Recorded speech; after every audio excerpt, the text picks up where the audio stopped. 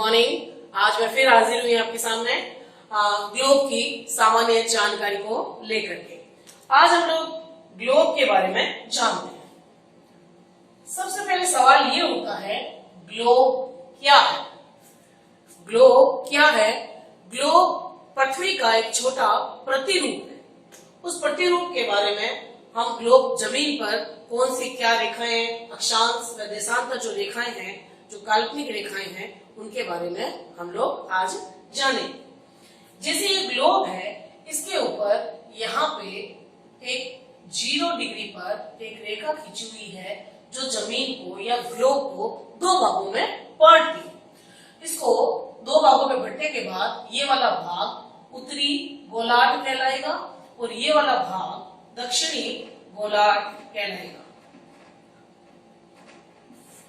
ठीक है, इस रेखा को जो बीच में खींची गई है इसको कहेंगे हम लोग विषुवत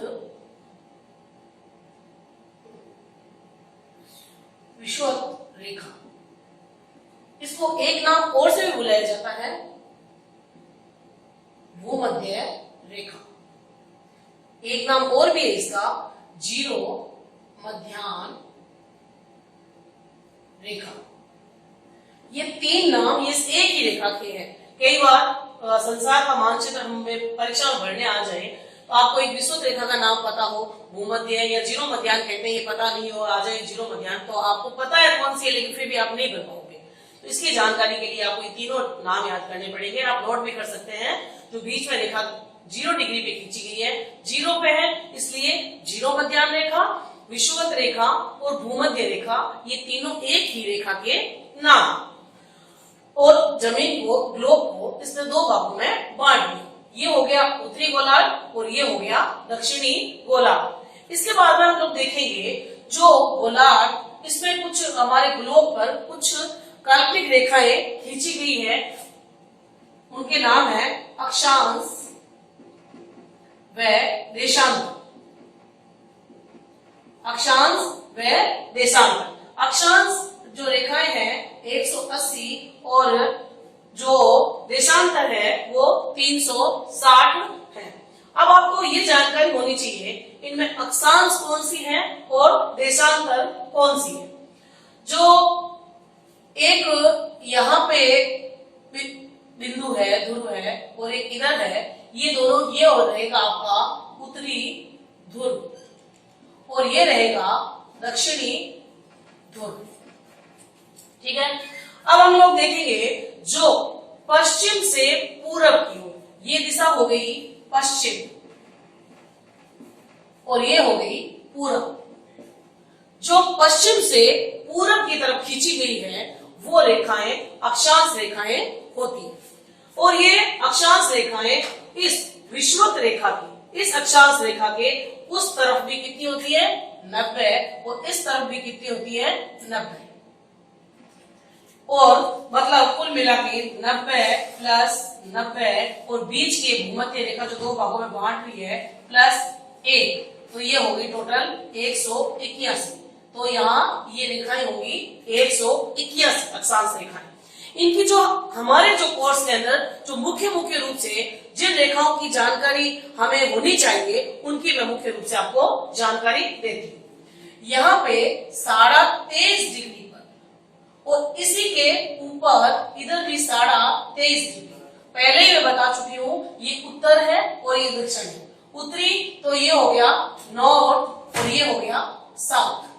23.5 डिग्री नॉर्थ में 23.5 से 23.5 तक जो रेखा खींची जाएगी वो रेखा होगी आपकी कर्क रेखा।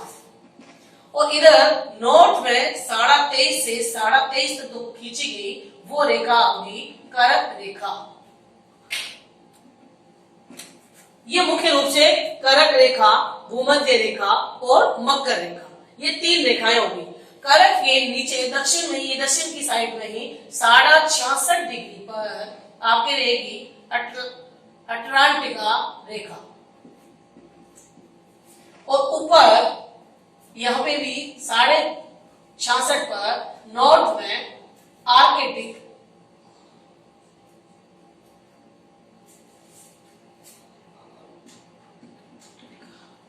आर्केटिक रेखा 66.5 से 66.5। ठीक है, इस तरह से ग्लोब पर खूब सारी अक्षांश रेखाएं होती है। मुख्य रूप से हमारे 12वीं क्लास तक ये ही मुख्य रूप से रेखाएं रहती है कि आर्केटिक, कर्क, विषुवत, मकर और अटलांटिक रेखाएं। जो अक्षांश रेखाएं हैं वो मुख्य रूप से तापमान की जानकारी के लिए खींची जाती है।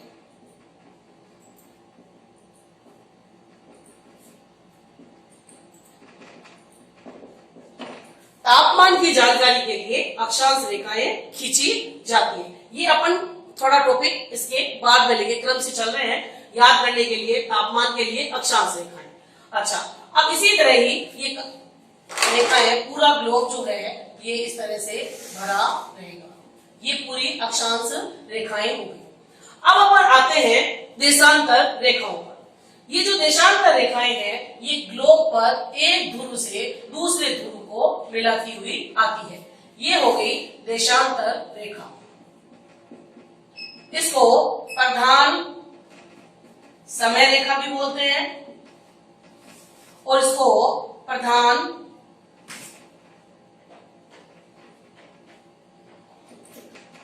यामोत्तर रेखा भी बोलते हैं। ये देश, उसको एक नाम और भी है, ग्रीनविच रेखा भी इसी का ही नाम है। इस तरीके से इन देशांतर को, इस मुख्य जो उत्तर ध्रुव को दक्षिण ध्रुव पर 0 डिग्री पर लाकर के मिलाती है, जो खड़ी लाइन है वो देशांतर रेखाएं कहलाएंगी, देशांतर रेखा कहलाएगी। ये देशांतर रेखा इस तरफ से पूरी 180 और इस तरफ भी 180 रहेगी। तो 180 और प्लस 180 360 देशांतर रेखाएं मुख्य रूप से होती है। अब ये देशांतर रेखाएं एक तो समय की जानकारी के लिए, दूसरा ये दिन और रात और ऋतु और समय की जानकारी के लिए आपके देशांतर रेखा होती है।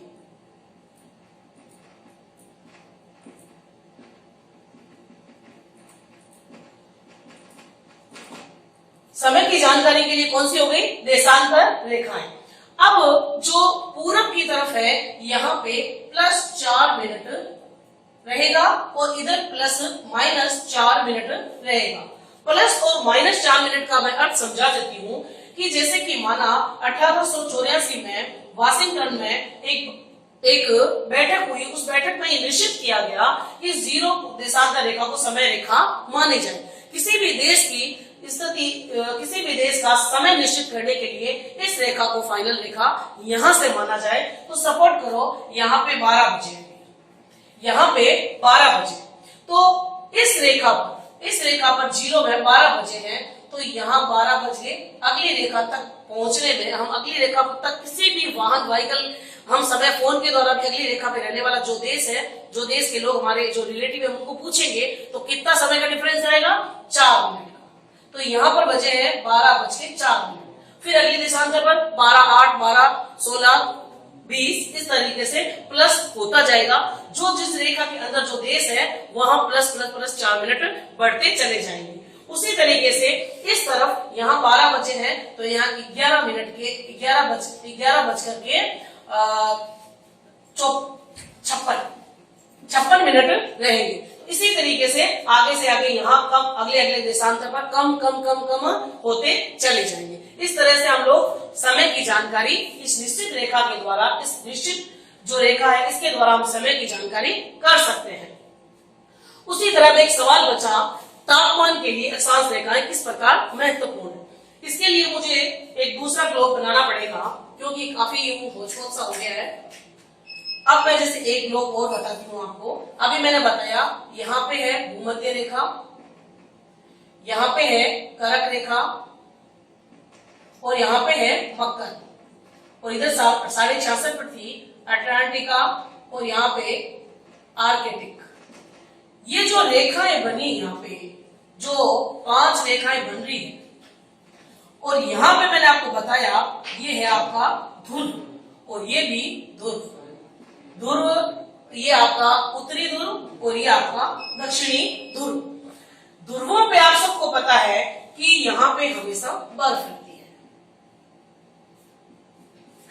दोनों ध्रुवों पर पूरे 12 महीने तक बर्फ रहती है, हमेशा बर्फ गिरती रहती है, बहुत यहाँ कोई जनसंख्या नहीं रहती, बहुत शून्य के बराबर है और एनी टाइम बर्फ रहती है। ये आप सबको पता है, यहाँ बहुत ज्यादा बर्फ है। इस भूमध्य जो रेखा है इसके ऊपर यहाँ सूरज की किरणें एकदम सीधी पड़ती है। भूमध्य रेखा पर सूरज की किरणें सीधी पड़ती है। आपने देखा होगा दोपहर के वक्त जब 12 बजते हैं तो सूरज की किरणें हमारे सिर के ऊपर होती है, एकदम हम पर सीधी पड़ती है, तो उस समय बहुत ज्यादा गर्मी होती है। उसी तरह सुबह और शाम का समय हम लोग देखें तो हमें थोड़ा कूल सा महसूस होता है, क्योंकि सूरज की किरणें उस समय थोड़ी तिरछी पड़ती है। जहां तिरछी पड़ती है वहां थोड़ा स्वाभाविक सी बात है ठंडा रहेगा, और जहां एकदम दोपहर के वक्त हम कहीं नहीं निकलते उस समय बहुत ज्यादा धूप रहती है। वही बात यहाँ पे है। इस जमीन पर हमारी ये जमीन का प्रतिरूप है हमारा ग्लोब, उसी के हिसाब से मैं समझा रही हूँ। तो इस पर सूरज की किरणें भूमध्य रेखा पर एकदम सीधी पड़ती है। सीधी पड़ती है तो यहाँ भूमध्य रेखा को एकदम बहुत ज्यादा गर्मी रहेगी। भूमध्य रेखा पर बहुत ज्यादा गर्मी रहेगी। अब आप देखो उत्तरी ध्रुव, ये जो ध्रुव है यहाँ पे होगी आपकी सर्दी, बहुत ज्यादा सर्दी, और यहाँ पे होगी आपकी बहुत ज्यादा सर्दी, ठीक है, और यहाँ पे है गर्मी। तो यहाँ पे सर्दी को बोलेंगे शीतोष्ण, शीतोष्ण प्रदेश हो गए यहाँ वाले, और इधर भी शीतोष्ण प्रदेश हो गए, ठीक है, और ये हो गए उष्ण। यहां जो भी देश आएंगे, जो भी देश यहाँ इन रेखाओं के आसपास हैं, वो हमारे कहलाएंगे उष्ण प्रदेश, ठीक है। अब आप देखो यहां ये पट्टियों का निर्माण होता है, ठीक है। यहां पे ये जो आई ये शीतोष्ण, ये शीतोष्ण है, सॉरी ये शीतोष्ण है, ये भी शीतोष्ण है, और ये उष्ण। ये पट्टी शीतोष्ण हो गई, ये शीतोष्ण हो गई, ये उष्ण हो गई। अब ये बीच का एरिया क्या है? ये बीच का एरिया मैं समझाती हूं। यहां सर्दी पड़ रही है, इधर ठंडी हवाएं हैं, यहां बहुत ज्यादा गर्मी है, यहां पे गर्म हवाएं हैं। तो जब सर्द और गर्म दोनों मिलते हैं तो क्या बनता है? सुहावना। पानी मिला के देख लो आप, गर्म और ठंडा पानी, बहुत ज्यादा ठंडा पानी हम टच नहीं कर सकते, बहुत गर्म पानी भी टच नहीं कर सकते, दोनों मिलाते हैं तो गुनगुना पानी टच कर लेते हैं, तो सुहावना। तो यहाँ का मौसम जो है, यहाँ का जो तापमान है वो एकदम सुहावना सा हो गया। इधर भी ये, इधर गर्म हवाएं इधर आएंगी और ये सी हवाएं इस तरफ जाएंगी, तो यहाँ भी क्या हो गया? वो सुहावना मौसम सा हो गया। इसको बोलेंगे कोष्ण। इनको क्या बोलेंगे? कोष्ण। सॉरी ये शीत रहेगा यहाँ पे, ये शीत, ये शीतोष्ण, इसको कोष्ण भी बोलते हैं। यहां शीतोष्ण यानी शीत प्लस उष्ण मिलके शीतोष्ण। ये शीत, ये उष्ण, ये शीतोष्ण, ठीक है। शीत पहला सबसे ऊपर शीत, फिर शीतोष्ण, और नीचे बीच में शीत हो गया, शीतोष्ण हो गया, और ये उष्ण हो गया।